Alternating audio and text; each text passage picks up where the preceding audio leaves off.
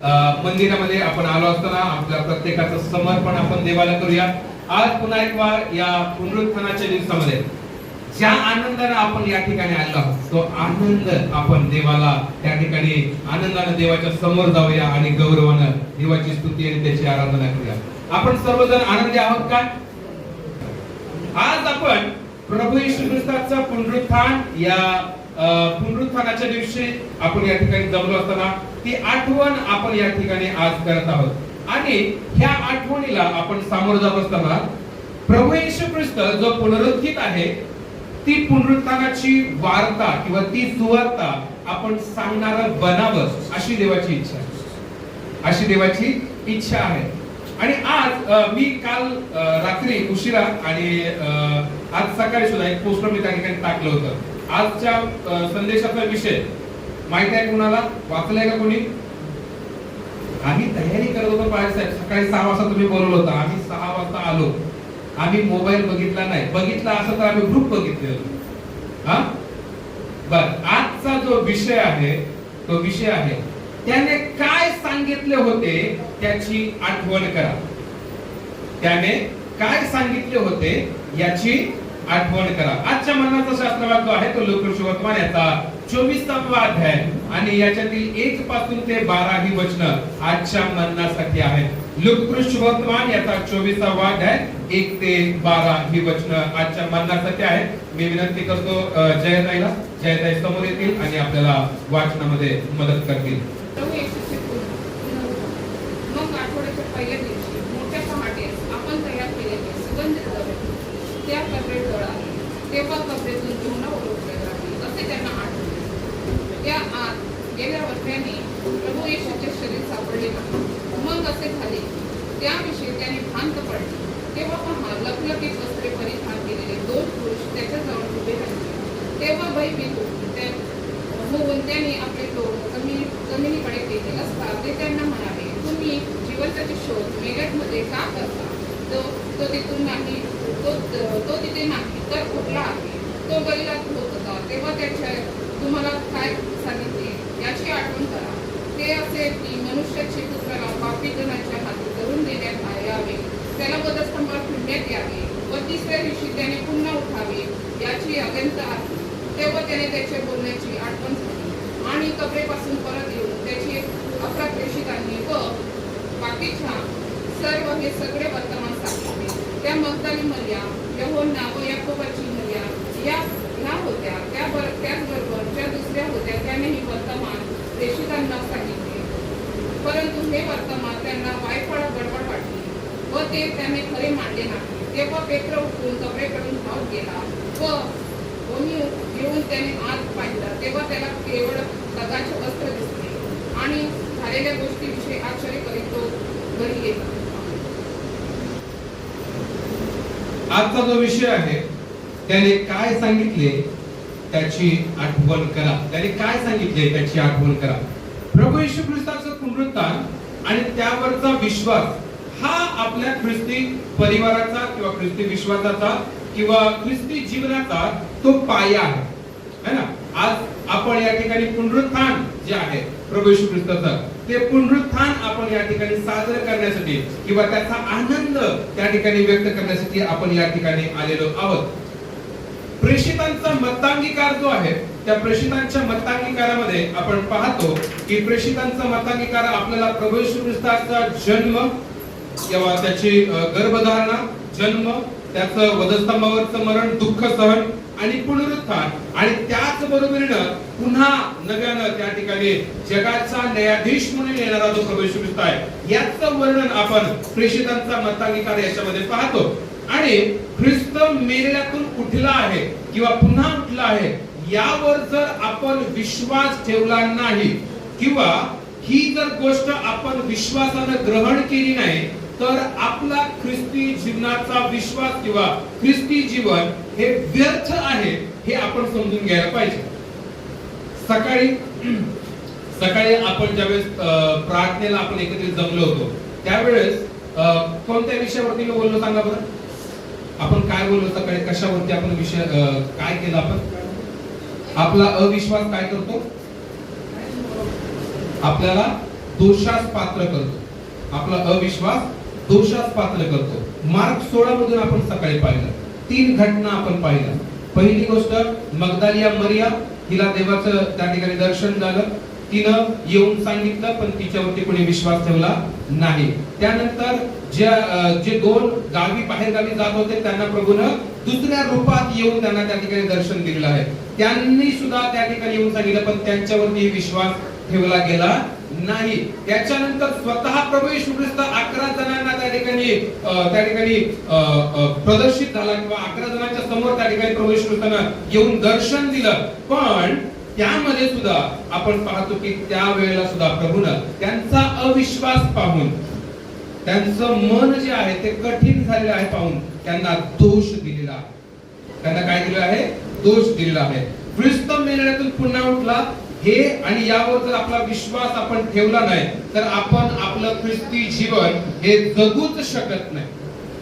ख्रिस्ताचा जन्म, ख्रिस्ताचं दुःख सहन, ख्रिस्ताचं मरण आणि ख्रिस्ताचं पुनरुत्थान आणि त्याचप्रमाणे ख्रिस्ताचं पुन्हा येणं याच्यावरती जर आपण विश्वास ठेवू शकत नाही किंवा ठेवणार नाही तर आपण आपलं ख्रिस्ती जीवन विश्वासानं किंवा त्या देवाच्या इच्छेप्रमाणे जगू शकणार नाही. पहिले कोरिन्थीय पत्र याचा 15वा अध्याय 17 वचन म्हणतं की पुनरुत्थानावर विश्वास नाही म्हणजे आपण त्या ठिकाणी पापी जीवन जगतो असं ते वचन त्या ठिकाणी सांगतं. पहिले कोरिन्थीय पत्र याचा 15वा अध्याय 17 वचन.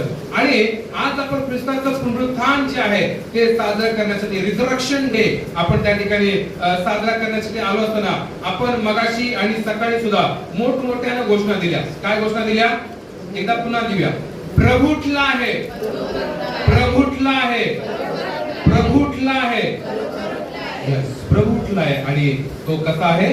खरोखर उठला आहे किंवा खचित उठला आहे. पण अजूनही आपल्यापैकी बऱ्याच जणांना आपल्याला ती आठवण करून द्यावी लागते की बाबा रे प्रभू उठला आहे. आठवण करून द्यावी लागते. आज आपलं जे वचन आहे, सुवर्ण वचन जे आहे ते आपण सुवर्ण वचन जर पाहिलं तर ते काय म्हणतं? तो तुमच्या सोबत असता त्याने तुम्हाला काय सांगितले याची आठवण करा. याची काय करा? आठवण करा. आणि मग याची आठवण करा म्हटल्यानंतर आपण त्यावेळेस पाहतो की लूका सुवर्तमान याचा 24वा अध्याय आणि त्याच्यामध्ये 6वं वचन म्हणतं तो येथे नाही तर उठला आहे, तो गालिलात होता तेव्हाच त्याने तुम्हाला काय सांगितले याची आठवण करा. मग ते काय सांगितलं होतं? 7वं वचन ते असे की मनुष्याच्या पुत्राला पापी जनांच्या हाती धरून देण्यात यावे, त्याला वधस्तंभावरती खेळण्यात यावे व 3ऱ्या दिवशी त्याने पुन्हा उठावे हे अगत्य आहे. अगत्य आहे म्हणजे हे व्हायलाच पाहिजे, याच्याशिवाय दुसरा पर्याय काय नाही आहे. किंवा ते घडल्याशिवाय ख्रिस्ताचा जन्म किंवा देवाची जी प्रीती आहे ती पूर्ण होऊ शकणार नाही. आणि ते ख्रिस्ताच्या वधस्तंभावरच्या मरणाला सुद्धा पूर्णत्व येणार नाही. आज आपण त्या ठिकाणी भले आपण त्या कबरेजवळ त्या ठिकाणी गेलेलो नाही. आपण पाहतो की त्या काळामध्ये स्त्रिया कशासाठी गेल्या होत्या? सुगंधी द्रव्य त्या ठिकाणी घेऊन गेले होते, मसाल्याचे पदार्थ त्या ठिकाणी ते घेऊन गेले होते. का? कारण त्यांना असं वाटत होतं की प्रभू येशू ख्रिस्ताचा मृतदेह जो आहे तो ज्या या कबरेमध्ये ठेवलेला आहे तिथंच तो आहे आणि आता आम्ही जावं, परंपरेनुसार जे मसाले आहेत ते आम्ही त्या डेड बॉडीला त्या ठिकाणी लावावे, मृत शरीराला लावावे आणि मग ते शरीर जे आहे त्याला दुर्गंधी येऊ नये किंवा ते थोडंसं आणखीन काय त्या ठिकाणी व्यवस्थित राहावं यासाठी जे ज्या काही तरतुदी आहेत त्या तरतुदी करण्यासाठी स्त्रिया त्या ठिकाणी गेल्या होत्या.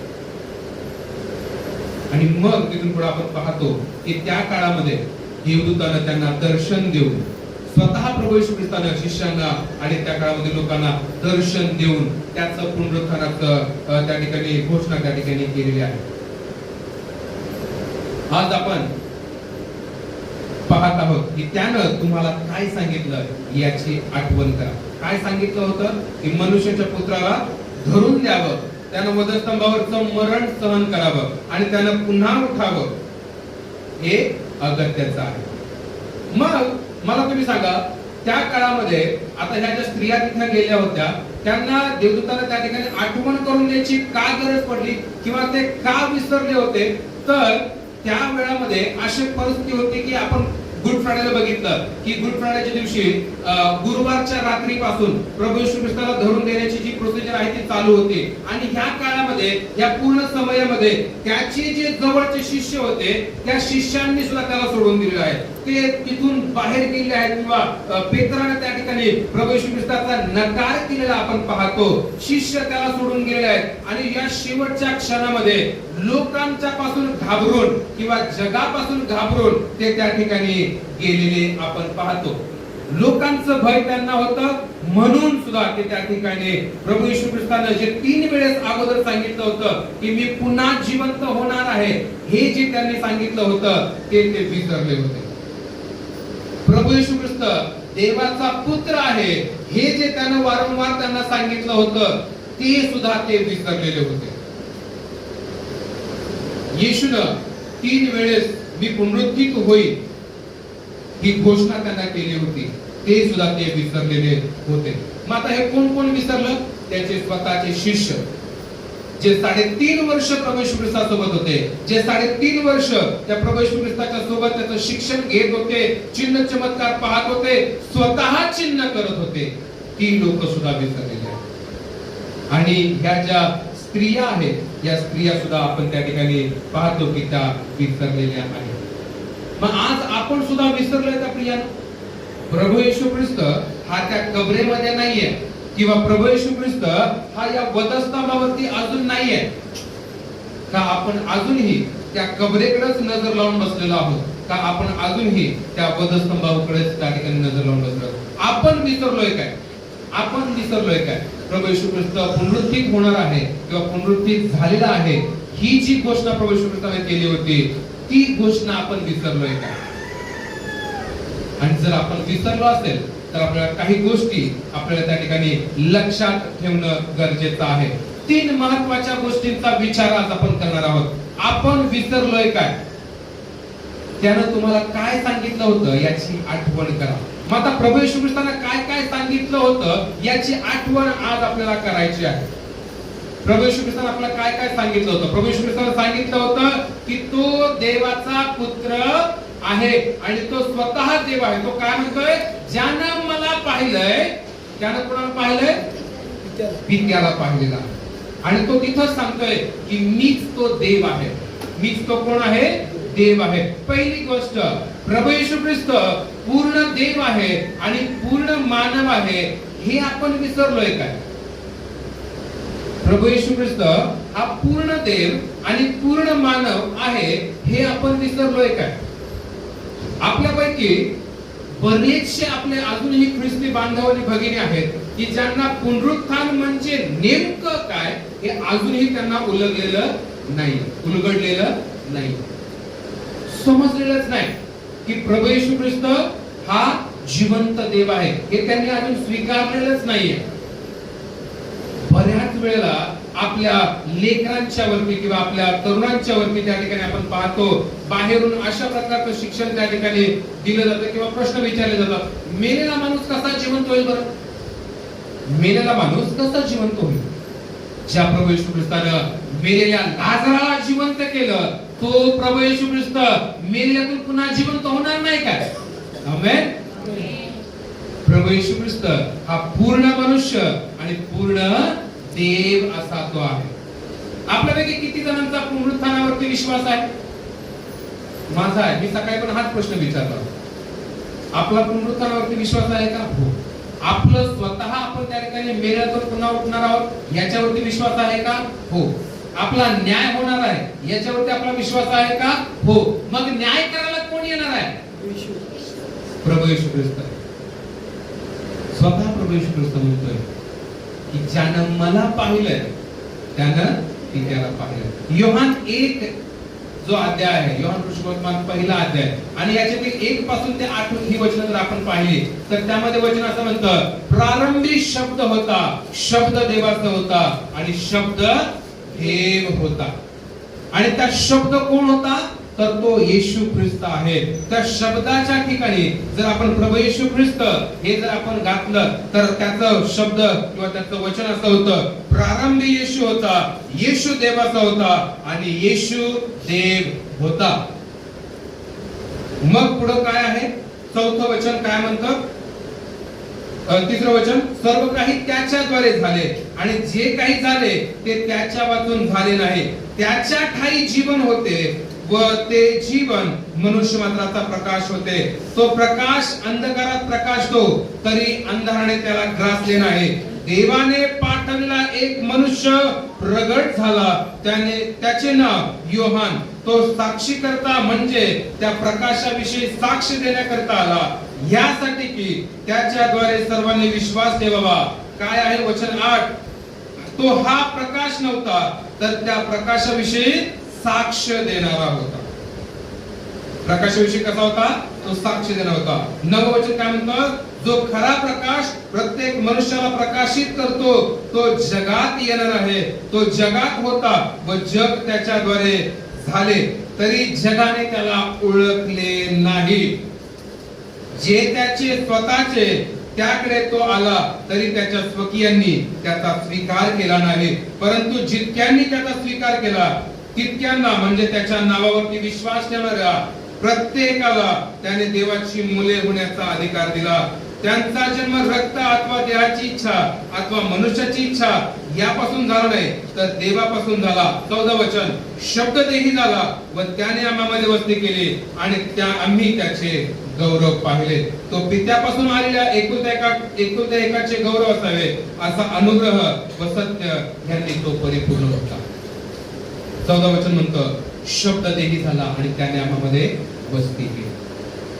प्रभू येशू ख्रिस्त हा पूर्ण देव आणि पूर्ण मानव असा तो आहे. रोमकरास पत्र याचा पहिला अध्याय 4 वचन म्हणतं, पुनरुत्थानाच्या द्वारे देवाचा पुत्र हा असा तो निश्चित असा ठरलेला आहे. आपण वाचूया रोमकरास पत्र याचा पहिला अध्याय आणि 4 वचन वाचा.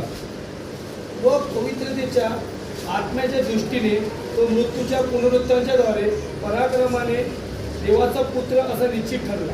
यस, तो पवित्रतेच्या द्वारे आत्म्याच्या दृष्टीने व मृतांच्या पुनरुत्थानाद्वारे पराक्रमाने देवाचा पुत्र असा तो निश्चित ठरला.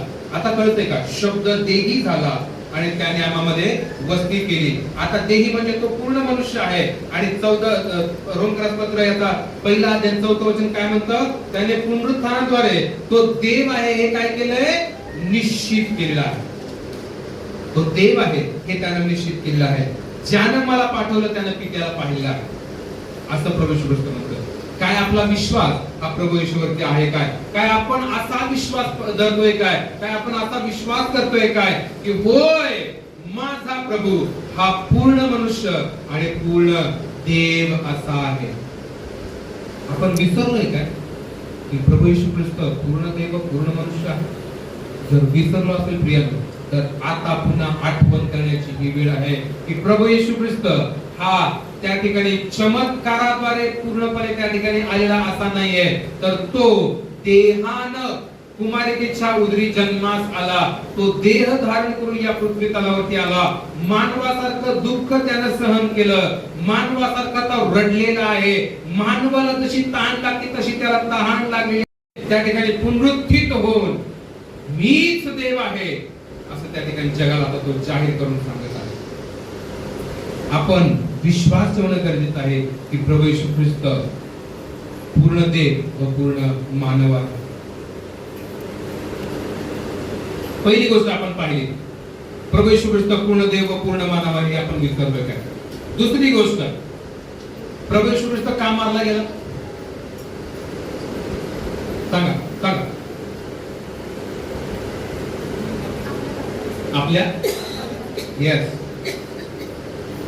प्रभू येशू ख्रिस्त आपल्या पापांसाठी मारला गेला याची तुम्हाला विसर पडलेला आहे काय? प्रभू येशू ख्रिस्त तुमच्या आणि माझ्या पापांसाठी मारला गेला याचा तुम्हाला विसर पडलाय का? आठवण करून द्यायची गरज आहे का अजून पण की प्रभू येशू ख्रिस्त तुमच्या आणि माझ्या पापांसाठी मारला गेला. तो ठेचला गेला. त्यानं तुमचं आणि माझं दुःख स्वतःवरती घेतलं. त्यानं तुम्हाला आणि मला होणारी जी शिक्षा आहे ती त्यानं स्वतःवरती घेतली. आपण पापी असता ख्रिस्त आपल्यासाठी मरण पावला. तो आपल्यासाठी पापाचा त्या ठिकाणी कोकरा, त्या ठिकाणी अर्पणाचा कोकरा त्या ठिकाणी तो झाला. रोमदास पत्र 5 अध्याय 8 वचन म्हणतं, आपण पापी असताना ख्रिस्त आपणासाठी मरण पावलेला आहे. याची आपण आठवण करणं गरजेचं आहे. रोज आणि रोज आपण ते आठवण करणं गरजेचं आहे की ख्रिस्त माझ्या पापांसाठी मरण पावलेला आहे. बऱ्याच वेळा असा प्रश्न निर्माण होतो की साहेब, आम्ही तर आता जन्माला आलोय आणि प्रभू येशू ख्रिस्ताचा जन्म तर 2026 वर्षापूर्वी झाला होता. प्रभू येशू ख्रिस्ताला 2026 वर्षापूर्वी जन्म घेतला. त्याच वेळेला त्याचा त्या ठिकाणी 33व्या वर्षी मृत्यू झाला, वधस्तंभावरती खेळण्यात आलं, तो त्या ठिकाणी पुनरुत्थित झाला. पण आता ह्या 2026 वर्षामध्ये माझं पाप त्याच्यावरती कशाला आता येतं किंवा माझं पाप तो कशा प्रकारे घेतो. प्रियानो, तुम्ही आणि मी ज्या ज्या वेळेला देवाच्या इच्छेच्या विरुद्ध वागतो त्या प्रत्येक वेळेला आपण पाप करतो. आणि ती प्रत्येक वेळ म्हणजे तुम्ही आणि मी त्या प्रभू येशू ख्रिस्ताला वारंवार आणि वारंवार त्या पुन्हा आणि पुन्हा वधस्तंभावरती आपण खेळत असतो. प्रियानो, तुम्ही आणि मी केला छोट्यातला छोटा आज्ञाभंग सुद्धा प्रभू येशू ख्रिस्ताला पुन्हा रक्तबंबाळ करणारा असतो. तुम्ही आणि मी केलं छोट्यातलं छोटं पाप असेल, गुप्त पाप असेल, जे अजूनपर्यंत जगाला माहिती नाही, ह्या पापाच्या द्वारे, त्या प्रत्येक कृतीच्या द्वारे तुम्ही आणि मी प्रभू येशू ख्रिस्ताला वधस्तंभावरती खेळता. आणि तो वधस्तंभ का घेऊन गेलेला आहे किंवा का वाहत आहे? तुमचं आणि माझं पाप क्षमा व्हावं. कारण नियमशास्त्र सांगतं रक्ताच्या शिवाय पापाची क्षमा नाही. रक्ताशिवाय पापाची क्षमा नाही. आपण त्या रक्ताद्वारे, त्या रक्ताच्या मोलाच्या द्वारे आपण विकत घेतलेले असे आहोत. दत्तक पुत्र आणि दत्तक कन्या अशा आपण आहोत. यशाया 53 5 ते 12 आणि 4 अध्याय यशाया 53 4थ्या वचनापासून 12व्या वचनापर्यंत आपण जर पाहिलं तर प्रभू येशू ख्रिस्ताचं वधस्तंभावरचं मरण आणि त्या मरणाची त्या ठिकाणी विश्लेषण त्या ठिकाणी केलेलं आपण पाहतो. त्यामध्ये असं म्हटलेलं आहे, खरे पाहिले असता तो आमच्या अपराधांमुळे घायाळ झाला. कुणामुळे दुःख सहन केलं प्रभू येशू ख्रिस्ताने? तुमच्या आणि माझ्या पापांच्यामुळे, तुमच्या आणि माझ्या प्रत्येक चुकांच्यामुळे प्रभू येशू ख्रिस्तानं दुःख सहन केलं. प्रिय, आपण रोज आणि रोज आठवणं गरजेचं आहे. प्रत्येक श्वासाला आपण आठवणं गरजेचं आहे की होय, आज मी आता जो श्वास घेत आहे तो श्वास म्हणजे प्रभूनं माझ्यावरती केलेली कृपा आहे. आणि माझं पाप घेऊन तो स्वतः त्या वधस्तंभावरती गेला आहे. पण तो तिथं नाहीये आता, तो कुठं आहे? स्वर्गामध्ये आहे. आमेन. तो तुमचं आणि माझं पाप घेऊन जरी त्या वधस्तंभावरती गेला, जरी त्या वधस्तंभावरती त्यानं मरण सहन केलं, पण तो आज आपल्या पापांसाठी मरण पावल्यानंतर पुनरुत्थित झालेला असा तो ख्रिस्त आहे. 2 गोष्टी आपण पाहिल्या. प्रभू येशू ख्रिस्त आपल्या पापांसाठी मारला गेला याचा विसर आपल्याला पडलाय का? तिसरी आणि शेवटची गोष्ट, आपण नीतिमान ठरावं म्हणून तिसऱ्या दिवशी प्रभू येशू ख्रिस्त मेल्यातून पुन्हा उठला याचा आपल्याला विसर पडलाय का? आपण नीतिमान ठरावं म्हणून प्रभू येशू ख्रिस्त तिसऱ्या दिवशी मेल्यातून पुन्हा उठला याचा आपल्याला विसर पडलाय का? प्रभू येशू ख्रिस्तानं 3 वेळेस आपण पाहतो, 3 वेळेस त्यानं त्या ठिकाणी आठवण करून दिली आहे किंवा घोषणा केलेली आहे, अभिवचन भविष्यवाणी त्या ठिकाणी दिली आहे की मनुष्याच्या पुत्राला धरून देण्यात येईल, पण तो तिसऱ्या दिवशी मेल्यातून पुन्हा उठेल. 3 वेळेस प्रभू येशू ख्रिस्तानं सांगितलं. प्रभू येशू ख्रिस्त या पृथ्वी तलावरती होता त्यावेळेस स्वतः मुखाने प्रभू येशू ख्रिस्तानं सांगितलेलं आहे. आणि जुन्या करारामध्ये सुद्धा आपण पाहतो की प्रभू येशू ख्रिस्त पुनरुत्थित होणार आहे ही भविष्यवाणी सुद्धा त्या ठिकाणी आहे. आणि त्याचं चिन्ह म्हणून कोण होतं जुन्या करारामध्ये? योना. प्रभू येशू ख्रिस्त स्वतः म्हणत आहे की योना जसा माशाच्या पोटामध्ये, माशाच्या उदरामध्ये त्या ठिकाणी होता, तशा प्रकारे मनुष्याचा पुत्र सुद्धा त्या ठिकाणी या जमिनीच्या उदरामध्ये त्या ठिकाणी राहील, पण तिसऱ्या दिवशी तो मेल्यातून पुन्हा उठेल. प्रभू येशू ख्रिस्त आपलं पुनरुत्थान त्या ठिकाणी सांगत असताना जुन्या कराराचा संदर्भ घेऊन त्या ठिकाणी सांगत आहे. रोमकरास पत्र याचा 4था अध्याय आणि 25वावं वचन त्या ठिकाणी म्हणतं की आपण नीतिमत्व ठरावं म्हणून तो उठवला गेला. प्रभू येशू ख्रिस्ताचं पुनरुत्थान कशासाठी झालेलं आहे? 4था अध्याय आणि 25वावं वचन काय म्हणतं? तो प्रभू येशू तुमच्या आमच्या अपराधामुळे माराव्यास धरून देण्यात आला व आपण नीतिमान ठरावे म्हणून तो उठला आहे. येस, प्रभू येशू ख्रिस्ताचा पुनरुत्थान का झालेला आहे? तर तुम्ही आणि मी नीतिमान ठरावं. तुम्ही आणि मी देवाच्या नजरेमध्ये आपण नीतिमान असं ठरावं. तुमचे आणि माझे अपराध त्या ठिकाणी क्षमा केलेले असावे. तुम्ही आणि मी देवाच्या नजरेमध्ये त्याचं आवडतं लेकरू म्हणून त्याच्या त्या ठिकाणी समोर त्या ठिकाणी असावं. म्हणून प्रभू येशू ख्रिस्त जो आहे तो तुमच्या आणि आमच्या अपराधांमुळे मारण्यास धरून देण्यात आला व आपण नीतिमान ठरावं म्हणून तो उठवला गेला. म्हणून तो उठवला गेला. प्रभू येशू ख्रिस्तानं पुनरुत्थान वधस्तंभाचं मरण सहन केलं. पुनरुत्थान प्रभू येशू ख्रिस्तात झालं. पण त्या सर्व गोष्टी आपलं नीतिमत्व आपल्या ठाई नीतिमान आपण ठरावं. देवाच्या समोर आपण नीतिमान ठरावं म्हणून त्या ठिकाणी ते झालेलं आहे. त्याचप्रमाणे दुसरे कोरिंथीकरास पत्र याचा 5वा अध्याय आणि 21वावं वचन. दुसरे कोरिंथीकरास पत्र याचा 5वा अध्याय आणि 21वावं वचन असं म्हणतं, ज्याला पाप ठाऊक नव्हते त्याला त्याने तुमच्या आमच्या करता पाप असे केले ह्यासाठी की आपण त्याच्या ठाई देवाचे नीतिमत्व असे व्हावे. प्रभू येशू ख्रिस्त तुमच्या आणि माझ्यासाठी पाप असा झाला आणि त्या प्रभू येशू ख्रिस्ताच्या पुनरुत्थानावरती आपण विश्वास ठेवणं गरजेचं आहे.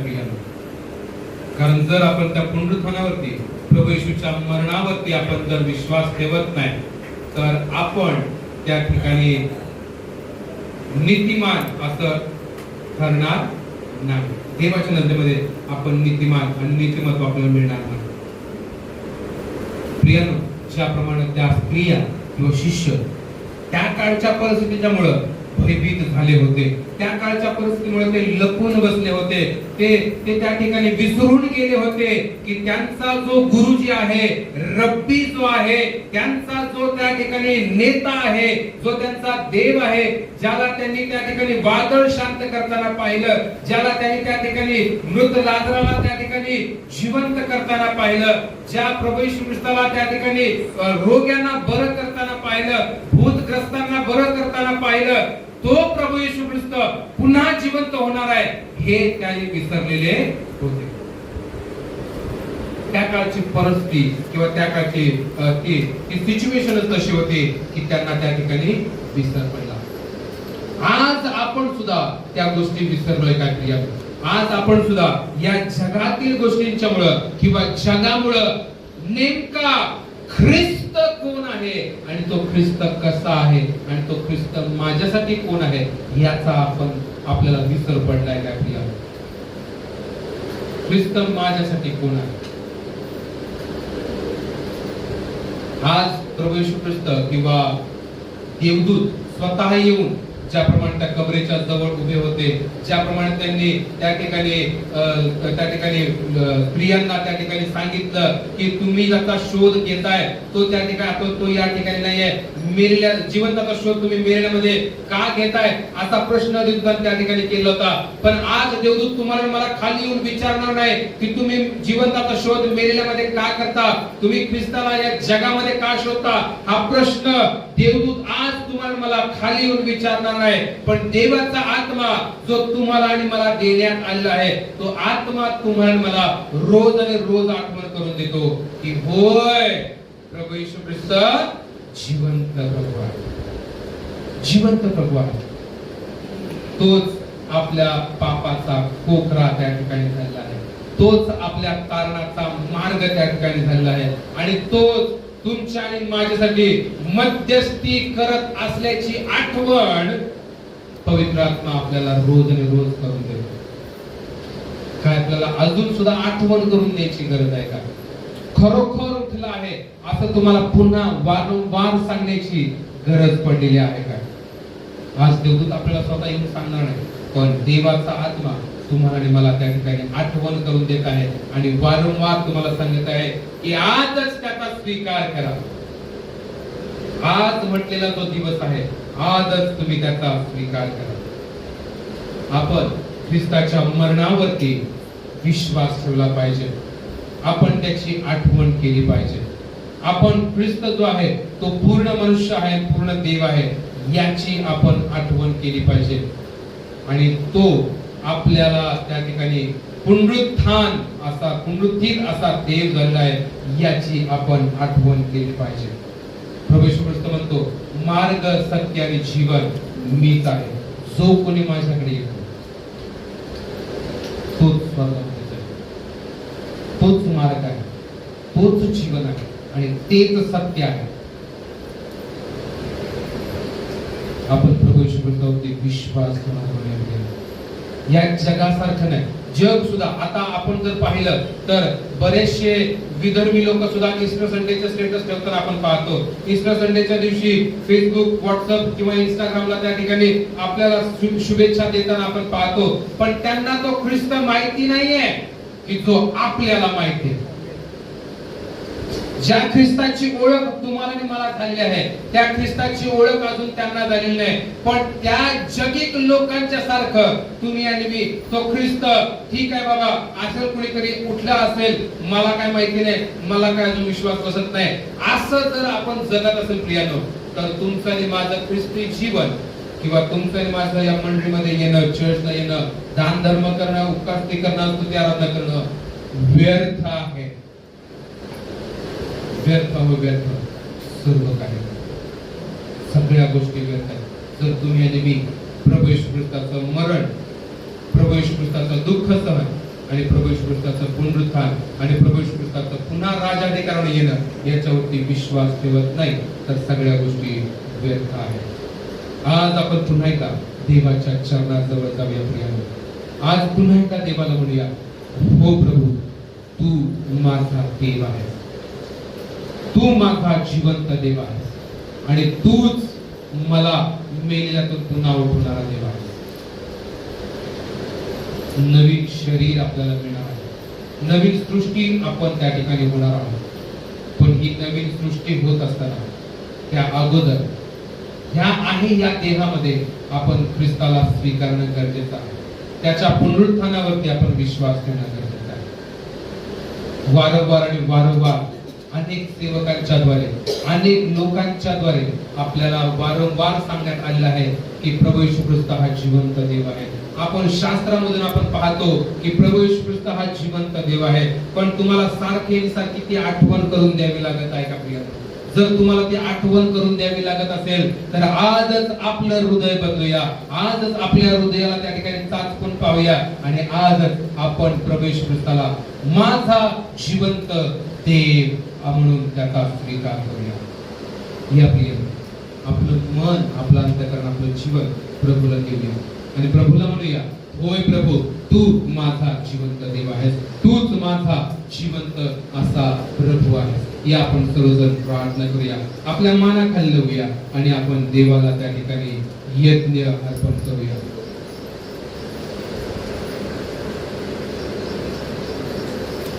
आपण आपलं जीवन देवाला समर्पित करूया.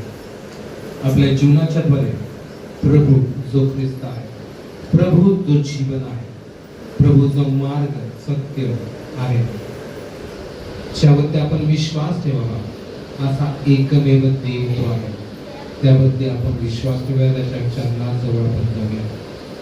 एखादं गीत आपण त्या ठिकाणी गाऊया आणि मग आपण त्या ठिकाणी प्रार्थनेमध्ये जाऊ. आलो देवा तुझ्या दारी, हे जवळी कृपा करी माझ्या देवा, माझ्यावरी ख्रिस्त माऊली, ख्रिस्त माऊली, ख्रिस्त माऊली, ख्रिस्त माऊली.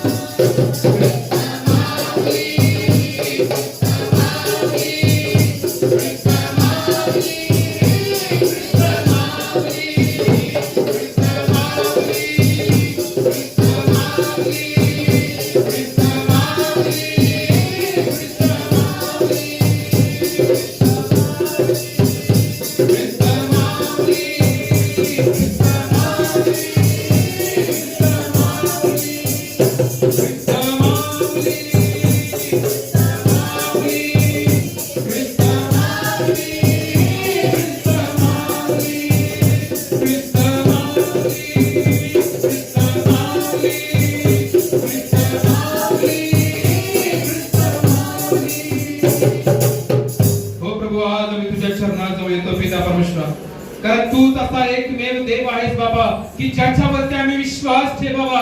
तूच असा एकमेव देव आहेस पिता परमेश्वर की तूच आम्हाला पापांच्या त्या दलदलीमधून बाहेर काढणारा देव आहे. तू आमच्या पापांची, आमच्या अपराधांची क्षमा करणारा तू देव आहे. तू पुनरुत्थित असा प्रभू येशू ख्रिस्त आहे की ज्याच्यावरती आम्ही विश्वास ठेवावा आणि ज्याच्याद्वारे मला तारण प्राप्त व्हावं, ज्याच्याद्वारे मला सार्वकालिक जीवन प्राप्त व्हावं.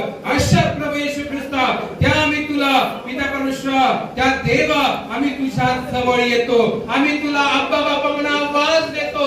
आज बाबा आमचं जीवन तुझ्या हातामध्ये आम्ही समर्पित करतो. पिता परमेश्वर, आज होऊ दे आमच्या जीवनामध्ये जर आम्ही विसरलो असेल की तूच आमचा एकमेव देव आहेस, तर बाबा आम्हाला तू क्षमा कर.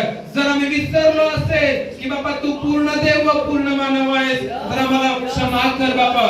जर आम्ही विसरलो असेल की तुझं पुनरुत्थान झालेलं आहे, तू आज त्या वधस्तंभावरती नाहीस, तू आज त्या खबरेमध्ये नाहीस, तर तू आज सर्व समर्थ देव जो बाप याच्या उजवीकडे बसला आहे आणि तेथून जिवंतांचा आणि मेल्यांचा न्याय करायला तू येणार आहे. आज बापा तुझ्यावरती विश्वास ठेवण्यासाठी तू आम्हाला तयार कर. आमचं मन, आमचं अंतःकरण तू बदल. आमच्या जीवनाला बाबा तू पुन्हा एकदा तुझ्या श्वासानं तू भर, तुझ्या आत्म्यानं तू भर आणि बापा होऊ दे आमचं जीवन हे आम्हाला गौरवणार नाही, तर तुझं गौरव करणारा होऊ दे. पिता परमेश्वर, आम्ही वाढू नये, तर तू आमच्या जीवनाच्या द्वारे गौरवित हो पिता परमेश्वर. होऊ दे पिता परमेश्वर. आज त्या स्त्रियांच्या सारखं बापा आज आम्ही त्या खबरेकडे पुन्हा येत नाही, तर बापा या मंदिरामध्ये येतो, कारण तू या मंदिरामध्ये बसणारा जिवंत देव आहे. हो बाबा, आज आम्ही तुझ्या जवळ येतो. आज आम्ही तुला बाबा पुन्हा आवाज मारतो. आज पिता परमेश्वर पुनरुत्थानावर आम्ही विश्वास ठेवून आम्ही कबूल करतो की प्रभू येशू ख्रिस्त हा जिवंत देव आहे. प्रभू येशू ख्रिस्त हा माझा जिवंत देव आहे. हो पिता परमेश्वर, होऊ दे आम्हाला विसर पडू नये असं तू कर. तुझ्या आत्म्याच्या द्वारे, तुझ्या वचनांच्या द्वारे तू आमच्याशी बोल. प्रभू येशूच्या नावात प्रार्थना केली का सर्वजण म्हणूया आमेन.